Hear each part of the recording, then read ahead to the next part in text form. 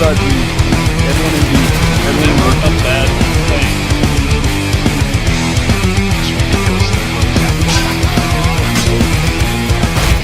Hello and welcome. This is Gurudennis and Maugrim here, your hosts for tonight, as we are looking at a Union Army line battle. This is a recurring event that happens every Saturday and strives to loosely reenact the battles of the American Civil War with around 200 people that are real human players organized in regiments and other units. So we're just starting out. It looks like the teams have set on their objectives. We have some cavalry moving out on one side. This is the Union side of the map. And what do we have on the Confederate one? Well, I've been, interestingly enough, watching the Confederates. So far they seem to be taking a normal approach. Cavalry moving on their left flank, artillery taking to the center, infantry moving to support, with a large bulk of the infantry holding in reserve. I can see that there's some scouting going on here, and the unit is really moving fast. That looks to be cavalry on the far left. You're right. And the Union are much slower to react. I don't see any of them emerging yet. Now, of course, I'm wondering if, as usual, one of the units will flank to the very far side where the river is, which is one of the better tactical options you have to surprise the enemy.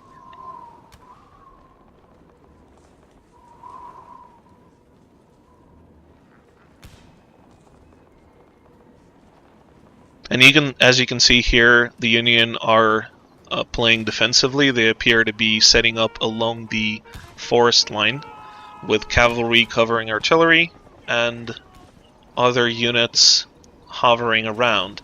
And this clearly gave the Confederate cavalry the ability to cross what appears to be unnoticed all the way to the forest in the rear of the Union line. There might be trouble brewing.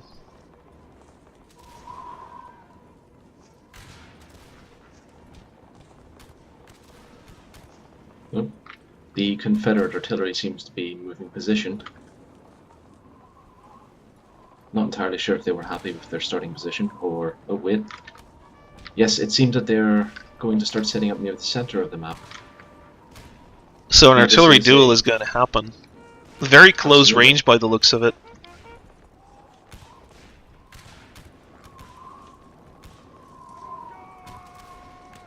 Oh, I see. The Confederates have taken howitzers. That's interesting. From this range, does it make sense? Well, if they get close enough to counter battery fire, that will be very effective, but while they're setting up, those cannons have free rein on them. Doesn't look good for the Union then. Well, in any case, they have built up some defenses over here, and the artillery seems to be marginally protected. And something unusual is happening as the Confederate cavalry are just roaming back and forth in the rear, doing nothing, it seems. Perhaps just displaying themselves for some purpose. We're about to find out. Yeah, so far in this battle we've had next to nothing, if only a few minor skirmishes. I think both sides are taking as many tactical approaches as they can. It's leading to a very slow start. Oh. Yeah, as you can also see, the Union artillery aren't concentrated on the enemy battery. That's something new and unusual. Typically a sign of more professional artillery, where they don't look to destroy the enemy ones, but instead concentrate on the soldiers. Seems at least one cannon is aiming away.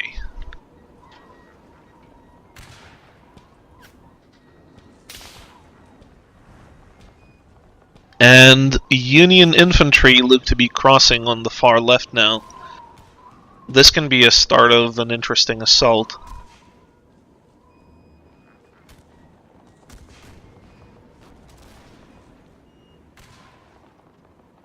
Well, that is unfortunate for the Confederates. Their cavalry has been annihilated.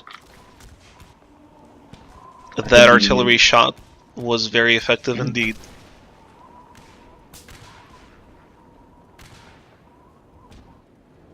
My congratulations to Private Lugullus.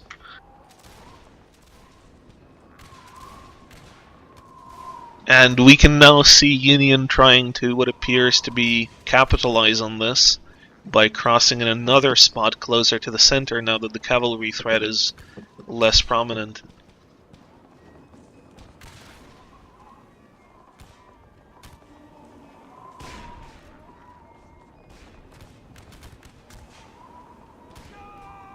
Would you say the Confederate artillery is in danger now? Indeed, I was just about to comment on that. It doesn't look like there's very many units left to support them. We have some hiding in the forest. There is in fact more here than would appear, but they are none the wiser to the Union's approach. Absolutely. In fact, what I see here is a group of Confederate skirmishers, the 9th Ohio.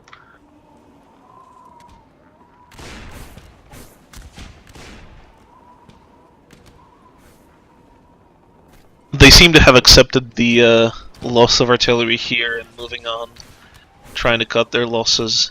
Perhaps a wise choice. Indeed.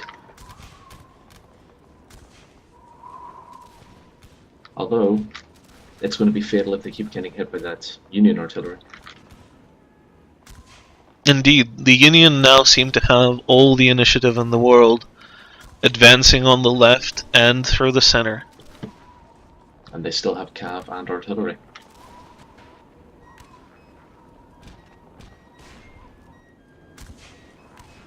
Confederate forces seem to be cropped up in that one forest. I don't know if this is because they're amassing for an assault or safety in numbers. Yes, they seem to be at least ready to fight off any assaults that are not coordinated, as you can see they're also trying to desperately get the Union to retreat in the center. In fact, that seems to be fairly successful, as the artillery is now clearly contested.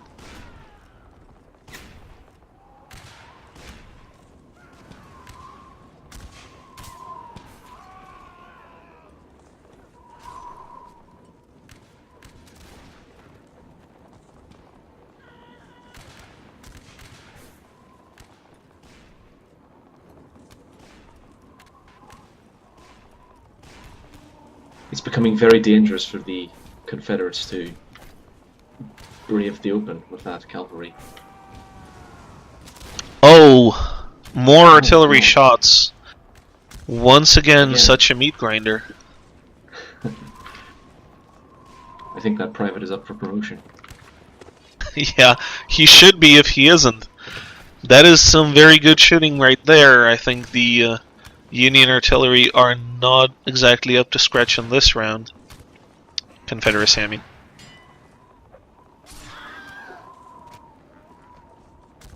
It seems we have our first counterattack from the Confederates through the forest. They've attempted this direction before, have they not? Mostly have. unsuccessfully.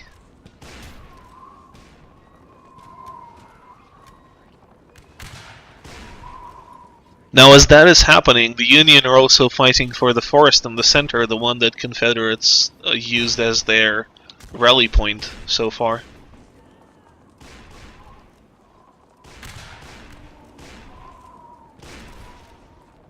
I dare say this might be the last we see of the Confederates for this battle.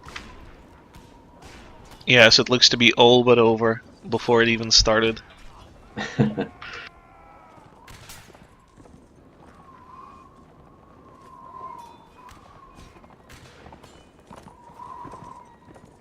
I must admit, from what I've seen, the Union seem to be selecting particular Confederate regiments, singling them out, as you will, from the rest of the army, getting them to expose themselves, and then using their combined efforts of infantry, cavalry, and artillery to take them down. There does seem to be less coordination on one side than the other, that is true.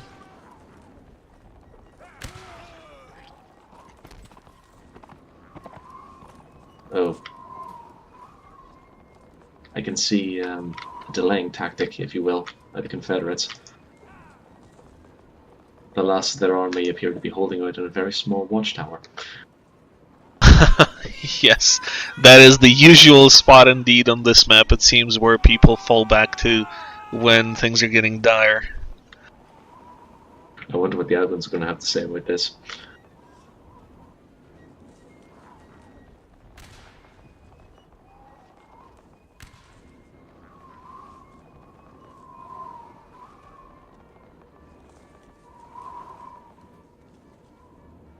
All this now seems to be dragging on directly as a result of the tenacity of the last remaining Confederate soldiers as they stubbornly refuse to surrender and or charge to their doom.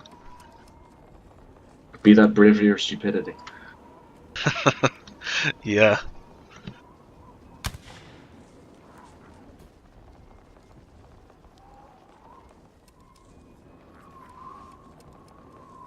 You would think that by now the Union artillery would probably make short work of them. As a matter of fact, what are the artillery doing? Oh, they're relaxing. Yes, seem to be on the ridge, just a few hundred yards away.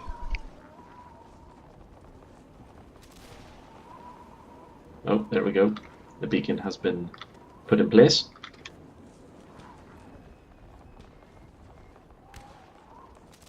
It shouldn't be long now. The assault is too massive here. There is no way those 3 soldiers are surviving, even despite superior cover. Ooh. Although, having said that, the single entry point to the tower does make it a wee bit difficult for the attackers. And the admins are intervening finally. My guess is this intervention is not going to be too successful. It rarely is.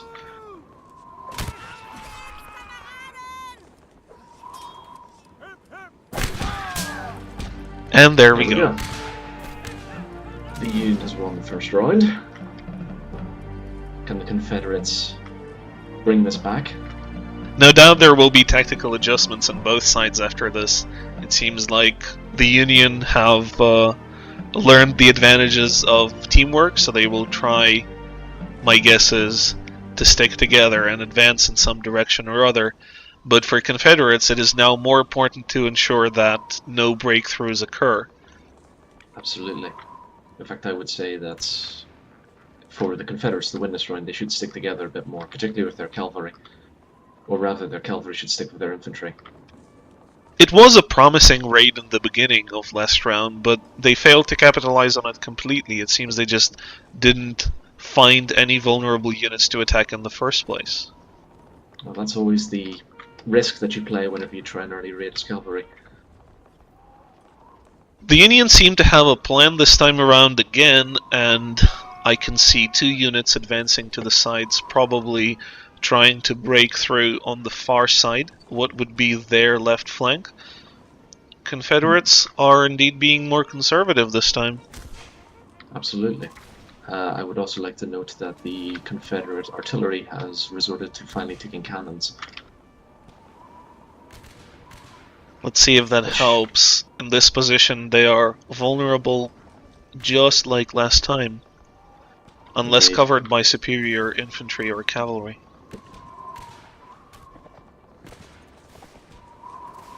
I see a large bulk of the fighting happening on the Union Ridge again. So far, it's a Pretty much. skirmish. Yes, pretty much sticking to the same tactics as before, as you rightly said earlier.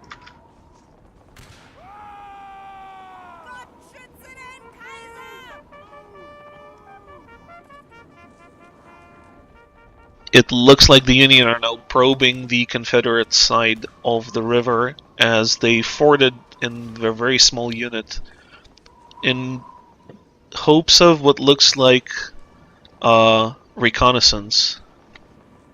Oh, those units. I fear that small unit may find themselves overwhelmed in a moment. Oh my, they don't realize they're walking into a trap here, and I don't think the Confederates are quite realizing they have enemies incoming either. Yes. First blood in this unit should be drawn soon. Absolutely. We can already see the Unions down at the riverbank fixing their bayonets. But there is now more. they're charging forward. It looks like they made the Confederates uncover themselves, really. Absolutely. Could just be another run of their normal tactics. I have a feeling it is. Still, Confederates have a very clear advantage and they should keep pressing on by firing and maybe even advancing here. Indeed. Look at how many units they have concentrated. By the looks of the intensity of the fire, maybe 2 or 3 regiments worth.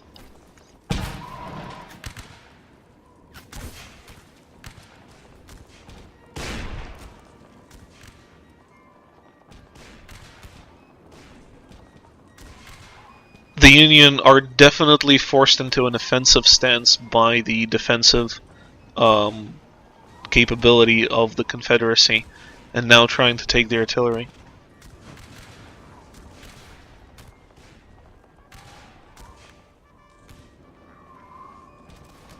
Does the Confederate artillery have anyone guarding them? No, I don't think so. Yes, it looks like the artillery has been either routed or killed.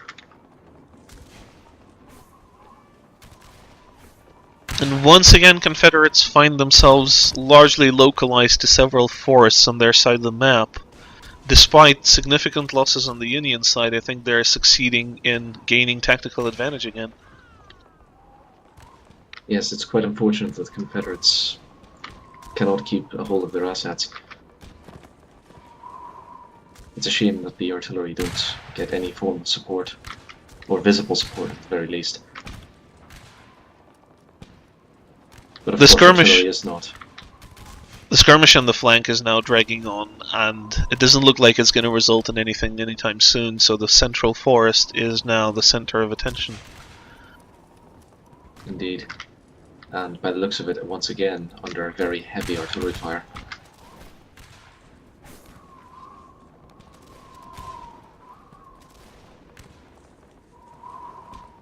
Once again, a Confederate regiment is going out into the open.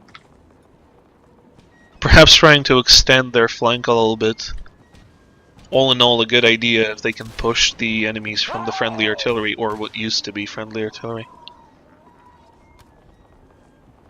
They risk much, but as you say, if they pull it off, it could win them the battle.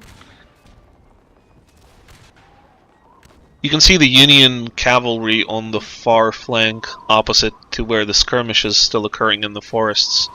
But they don't look like they're trying to achieve much, just crossing in safety. I wonder how this develops and if maybe the advanced Confederate party will get surrounded here.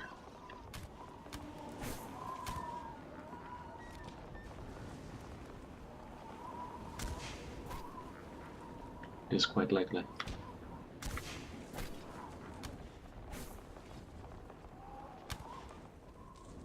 I'm having trouble picking up on where the Confederate cavalry is. I haven't seen much action from them so far. No, perhaps staying back. I don't see them either. In fact, I do. They are advancing on what would be the Confederate right flank, perhaps trying to break the deadlock in the forest skirmish. It would be a daring attempt if such, simply because cavalry is notoriously ineffective in rugged terrain. And this is about as rugged as it gets. Indeed.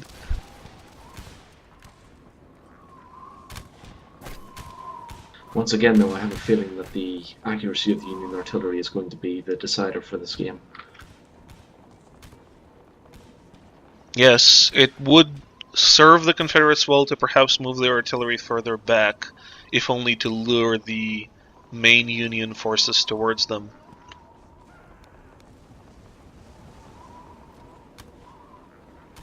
And they just keep doing it, don't they? They do. The bulk of the kill field is dominated by the Union artillery. And now the Union cavalry seems to be assaulting what remains of the soldiers that failed to pull back into the forest again. Let's see if they succeed. Once again, this is difficult terrain for them. very rocky. I would imagine that if only they were not running away, but instead standing and fighting, they would be more successful here.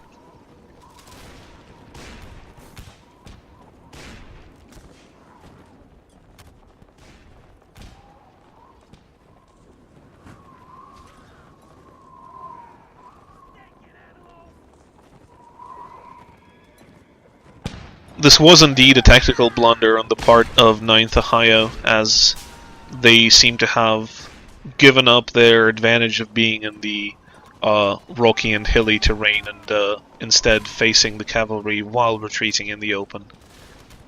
Perhaps they were expecting their fellow Confederates to rush in and save them.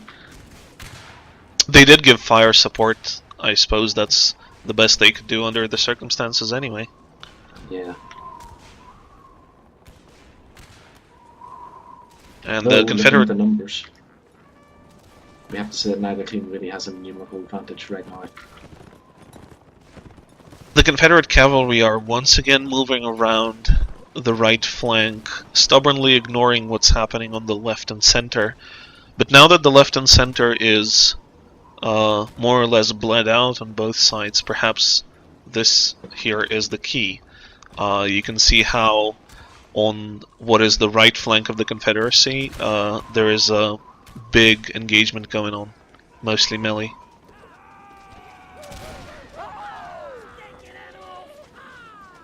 And it looks like they have Union on the run here. Oh dear. Does that mean the tide is turning here? We're about to see, as that largely depends on how the right flank Confederate units capitalize on this advantage. Well, while that's going on, let me just interject with the Confederate cavalry raiding the Union artillery. And however, the artillery does seem to have some rather extensive defenses. indeed, that might spell the end of the firepower advantage on the Union side for this round.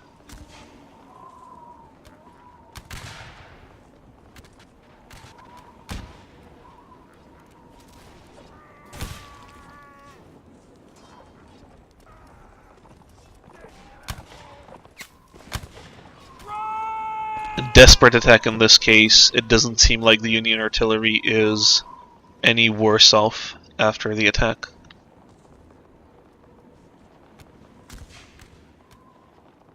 If nothing else, all they did was buy time.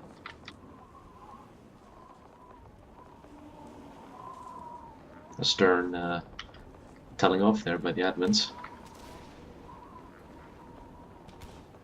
Well, they clearly know what they're doing and maintaining the order in this event so far very well.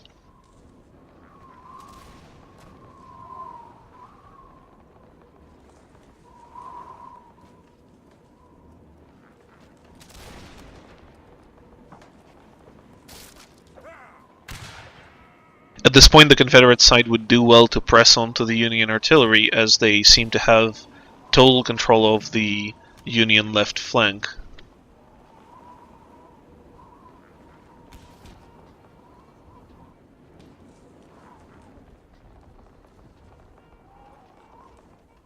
All in all, it seems Confederates still like to play a defensive game.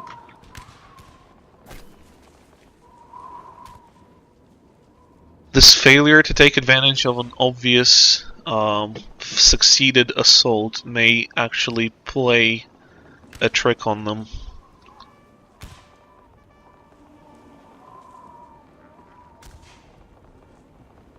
This seems to be a similar problem to what they had in the first round. Any advantages were missed. As I can see, we are still looking at a roughly even numbers in this game, as it's obviously drawing to a close with only 30-odd people still alive on either side. If it comes down to assaulting the Union artillery for the Confederates, which is what it looks like at the moment, this Yes, fight on the may right decide flank. everything. Apologies for interrupting you there. No worries.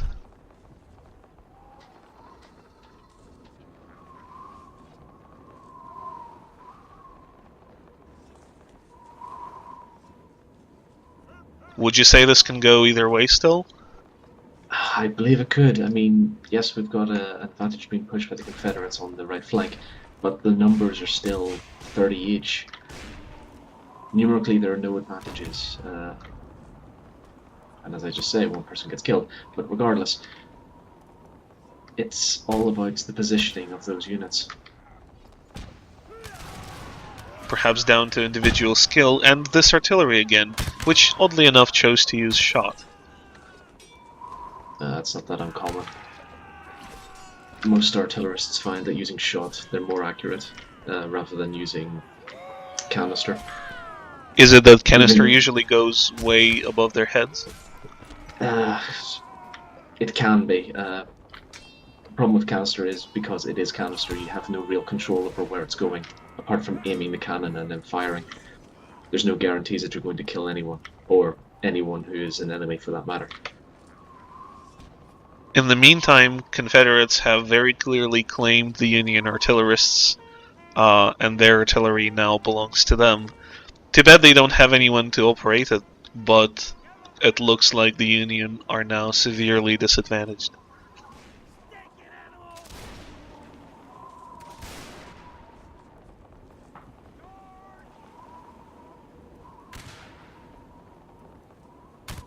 Oh, it looks like the Confederates are once again engaging the Union in the forests. It seems to definitely be their thing for today. Absolutely. Although after the primary impact, the Confederates seem to be holding a minor advantage.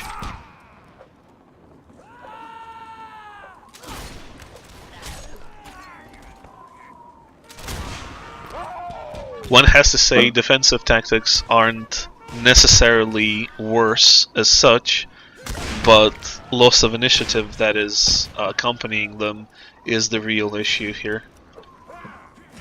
I believe so. In the early game, the Confederates had major initiative chances that they never took up, and although they had the Union pressed for numbers for a while, they never pushed the advantage, which gave the Union a great chance to catch up, which they did. And now we're drawing down to the ends of this battle, and it's still quite even.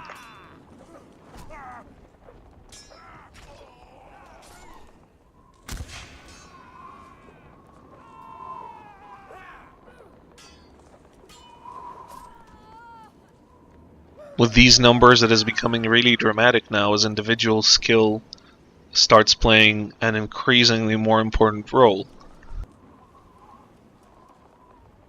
Indeed, I don't think the drama is being pressed through our voices, though.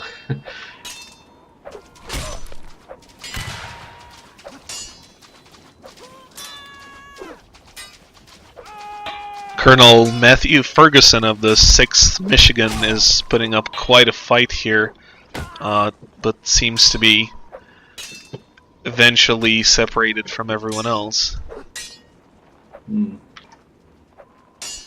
Either way we look at this, it's still a still a struggle to get. Oh,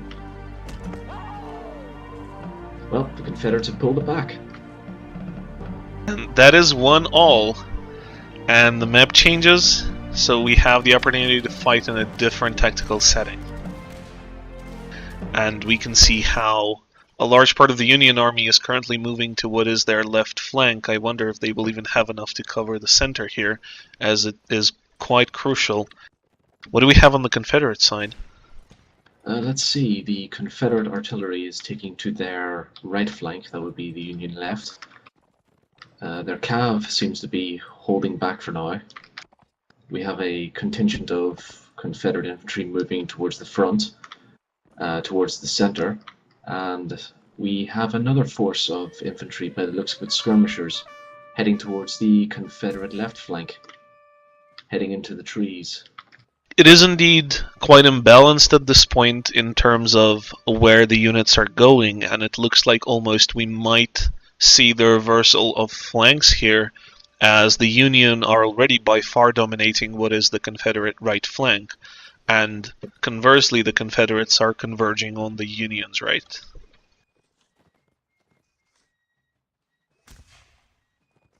Yes, it does seem that the Confederates are trying to push on the Union's right.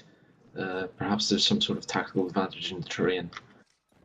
Most of it seems to be dominated by tree line and wheat fields. It now depends on whether the Union decide to take a more aggressive stance, and since the teams have been switched, we are looking at the same tactics as the Confederates were utilizing in the previous round. There is an engagement at the bridge now. Confederates have taken their positions. Would you say they're preparing for an assault? It more looks like they're digging in for the time being. Though They at might- this point anything could happen. They might not be aware of the exact number of Union soldiers at the bridge, and the Union were now exposed by what looks like a scout.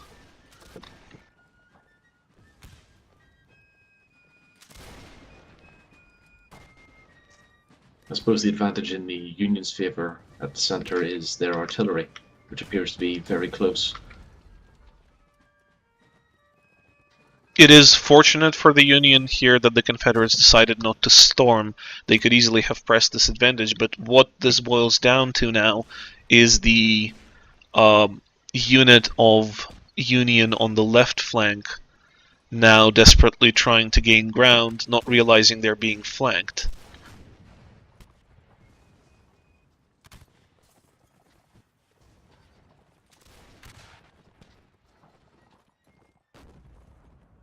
There's definitely going to be an engagement in the wheat field. Yes. An ambush, it would seem.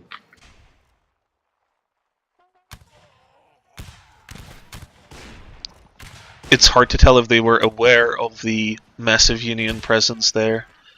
Perhaps they didn't realize the extent of it and now appear to be falling back as both sides took some initial damage. The fighting itself could go either way. Although it does seem like the Confederates have lost this fight. Or this skirmish, rather. More Confederates incoming. Can they turn this around? Looking at the numbers, I doubt it, but things have happened before.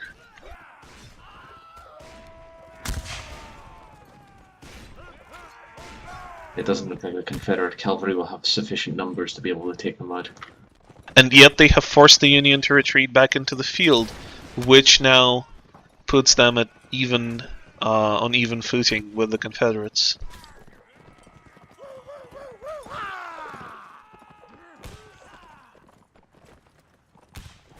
I spoke too soon. They are now in the ditch halfway between the field and the former Confederate positions, and seem to be doing quite well there.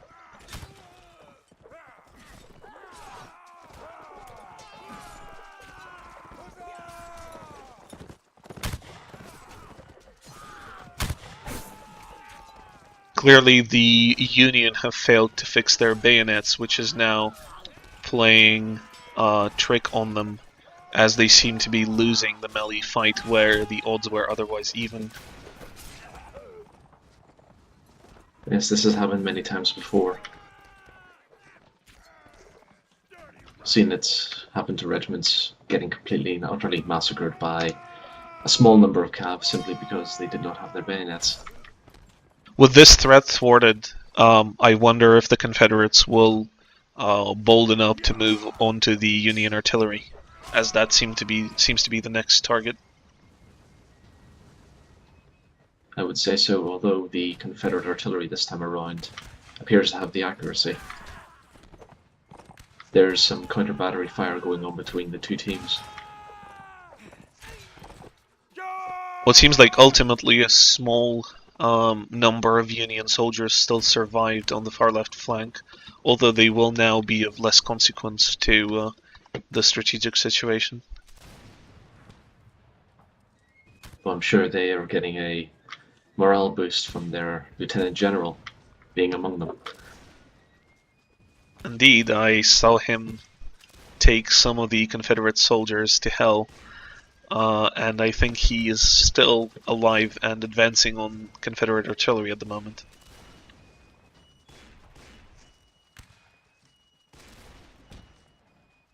it would appear that the Confederates have been pushed back from the center.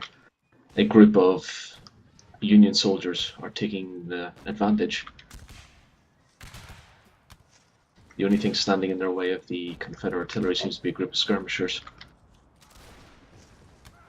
Once again, the numbers are close to being even, and this artillery assault will decide it all.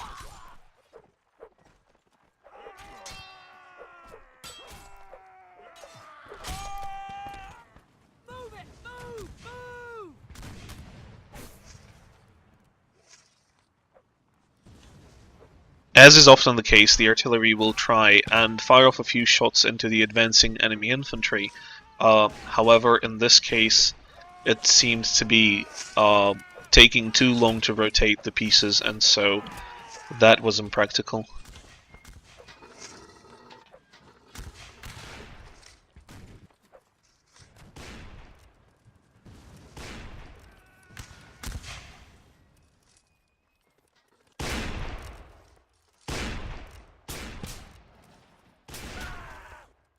This is becoming very close.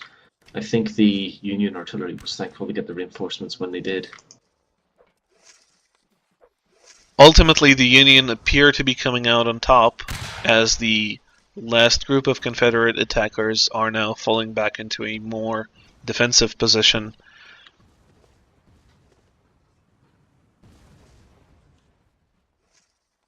There is still the matter of Confederate artillery being there. I would imagine that that would be the next target that Union has to concern themselves with. It would appear to be the only major target left. What with the Confederate soldiers now broken and falling to cover.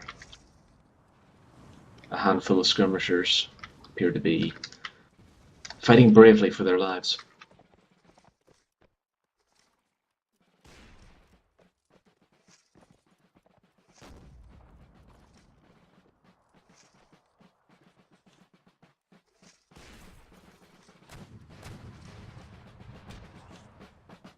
With that engagement decided, it is now interesting if the Confederate artillery actually get to fire off a few shots at the advancing enemy, or if the admin will force a general assault now, as that latter case will probably doom the Confederates at this point.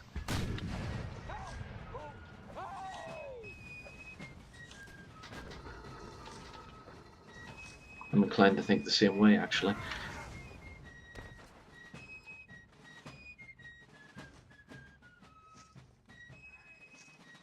Although I've just noticed a small flanking maneuver by the Union, moving on to the Confederate artillery. This could spell the end for the small artillery detachment. And they've only just noticed them. But I fear it may be too late.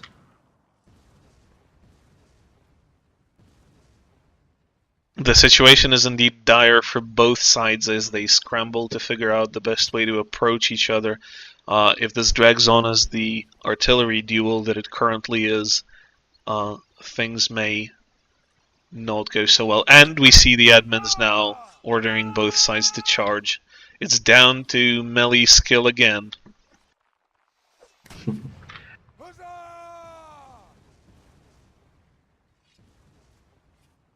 I almost do not want to say it, but it does seem like the Confederates have the major disadvantage now. Although the artillery captain here appears to be holding off as valiantly as he can. How long this can endure, though, I'm unsure. And there we have it. There's only one Confederate soldier left, and where would that be? Oh, there we go. The beacon has been placed. This appears to be an engagement across a river. Oh, or not. The admin wants to have the delight of killing this last one himself.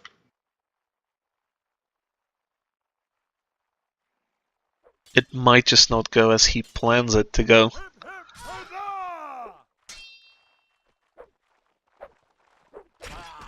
Oh. Well, Shame. now he has definitely the Edmund's Wrath, and is he going to be able to kill all of these guys? And the answer is no. Well, all in all, we've seen some very interesting fighting. Indeed we have, and we will see you again when we do. Thanks for staying with us. It was Gurudennis and Maugrim at the Union Army line battle. Bye! All the best.